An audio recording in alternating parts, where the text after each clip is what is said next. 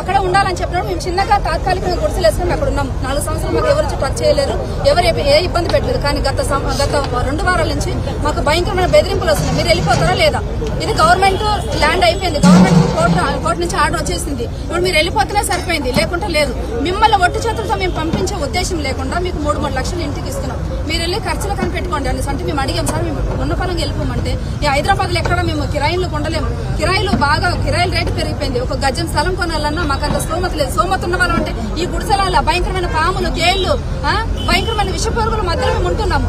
ఇటువంటి సమయంలో మేము ఎక్కడికి వెళ్ళి ఉండాలి? మా పిల్లలకి ఇక్కడ చదువు ఉంది, మేము 4 ఇళ్లలో పనిచేసుకుని బతుకుతాం. ఇక్కడ ఉన్న వాళ్ళంతా మా కొడుకు కూలి చేస్తే గానీ మా డొక్క నిండదు. అటువంటి సమయంలో మేము ఉన్నాం సార్. ఇప్పుడు ఉన్న పనులకు మేము ఎక్కడ వెళ్ళిపోవాలంటే లేదమ్మా వెళ్ళిపోవాలి మీరు అందరనేసి ప్రతి ఒక్కరిని సపరేట్ తీసుకొని వెళ్ళి 3 లక్షలు ఇచ్చి మా గుడిసెలు మా చేతుల ద్వారా మేము పీక్కొని వెళ్ళిపోయేటట్టుగా మమ్మల్ని అందరినీ క్రియేట్ చేశారు, మమ్మల్ని భయభ్రాంతులుగా చేశారు. కానీ ఒక రోజు మల్లన్న గారు వచ్చారు, పోయిన ఫ్రైడే నైట్ మల్లన్న గారు వచ్చారు.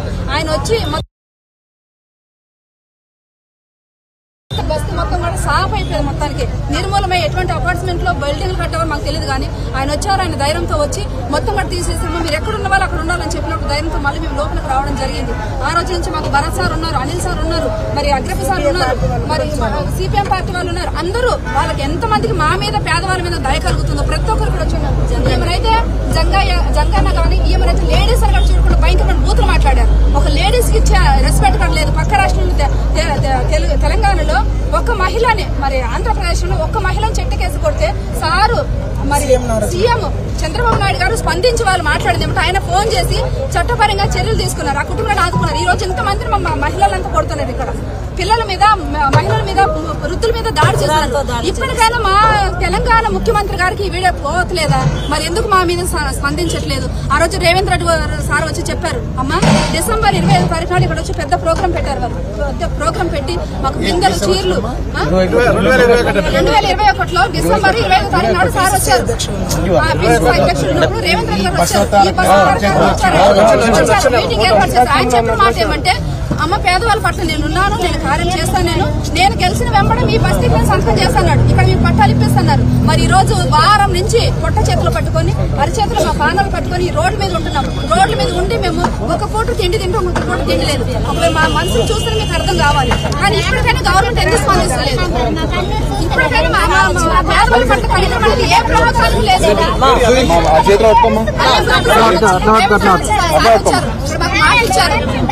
మాట ఇచ్చారు, మాట ఎక్కడ పోయింది? ఒక నాయకుడు అనేది మాట ఇచ్చి మాట తప్పిపోవడం కాదు, కానీ ఇచ్చిన మాట నిలబెట్టుకోవడం నాయకుని ఒక లక్షణం. ఎందుకంటే టీఆర్ఎస్ ప్రభుత్వం ఉన్నప్పుడు కూడా మాకు ఇస్తారని ఎన్నోసార్లు చెప్పారు. నమ్మి ప్రతి ఒక్కరికి ఓటు వేస్తూనే ఉన్నాం. ప్రతి ఒక్కరికి ఓట్లు మేము వేసిన ఓట్ల ద్వారా కదా మీరు ఎమ్మెల్యేలు అవుతున్నారు, సీఎంలు అవుతున్నారు, మంత్రులు అవుతున్నారు. మేము ఓట్లు వేస్తలేమా? మా ఓట్ల ద్వారా మీరు పైకి వచ్చినట్టు మమ్మల్ని ఎందుకు గుర్తు చేసుకుంటలేదు? అంటే పేదవాడు ఓటుకు ఒకటికి అవసరం వస్తున్నారు, మిగతా సమయం అవసరం వస్తున్నారా?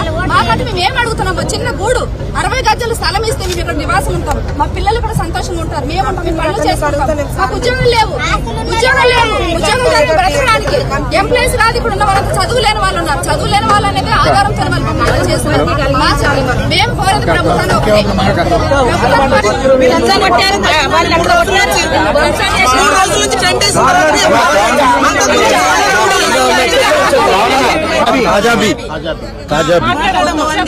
మేము ఇక్కడ ఉన్నాం సార్, ఇక్కడ మేము గుడిసెలలో చెప్తున్నాం సార్. మేము అప్పుడు గుడిసెలు కట్టుకుంటే కొంతమంది మీటింగ్ ఉందని ఎక్కడ ఉందని పోయి వినడానికి వాళ్ళు వచ్చేసరికి మమ్మల్ని 12 గంటలకి 12-10 నిమిషాలకి అట్లా ఒకసారి మధ్యాహ్నం 12-10 నిమిషాలకు వాళ్ళు వచ్చి ఇట్లా ఒక రౌండ్ వేసుకుని పోయి చూసిస్తారు. వాళ్ళు చూసిన తర్వాత ఒక అర్ధగంట సేపటికే మొత్తం గుండాలు దిగేసి ఏకదమ్నే నా ఇంటి మీదకే పడిపోయారు.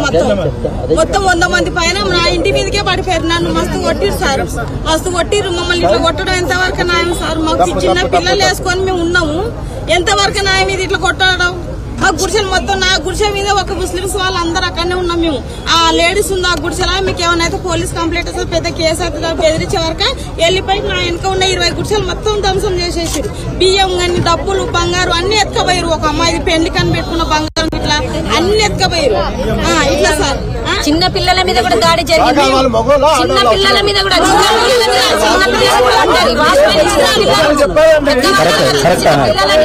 ఇజ్రాయల్ మగవాళ్ళు ఎంతమంది వాళ్ళు ఒక 40 మంది దాకా ఉంటారు. ఇజ్రాయల్ వీళ్ళేమో ఒక 80-90 మంది దాకా మగవాళ్ళు ఉంటారు.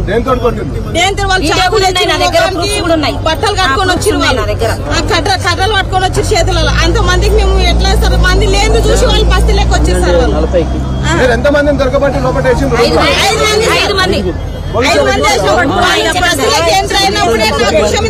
పోలీసులకు ఫోన్ చేసినాక అప్పుడు స్పందించారు వాళ్ళు. ఫోన్ చేసినాక ఒక్కరు కానీ స్పందించలేదు సార్. ఇగో మా పరిస్థితి చైర్మన్ గారు కాల్ చేశారు పోలీసులు.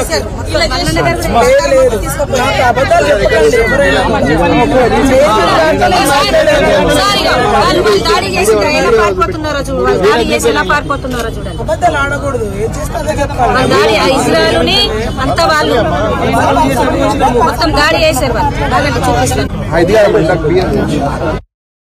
అందరికీ నమస్తే. మాది బస్సు లక్ష్మ పిల్లలు కూడా 2021 కూడా మా ఇంటి ఇట్లనే పోగొట్టాడు. ఎందుకంటే బీఆర్ఎస్ ప్రభుత్వం ఉన్నప్పుడే పని చేసుకోవాలి.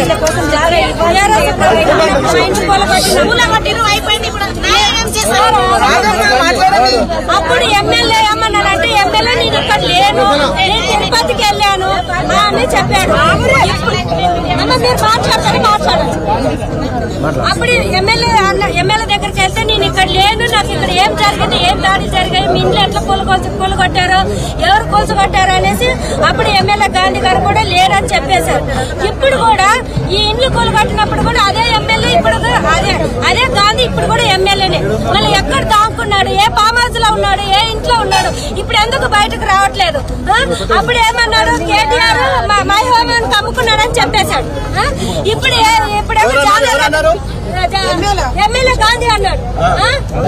ఎమ్మెల్యే గాంధీ కార్పొరేటర్ గంగాధర్ కూడా ఇదే మాట్లాడారు. రేవంత్ రెడ్డి వచ్చి ఏం చెప్పారు?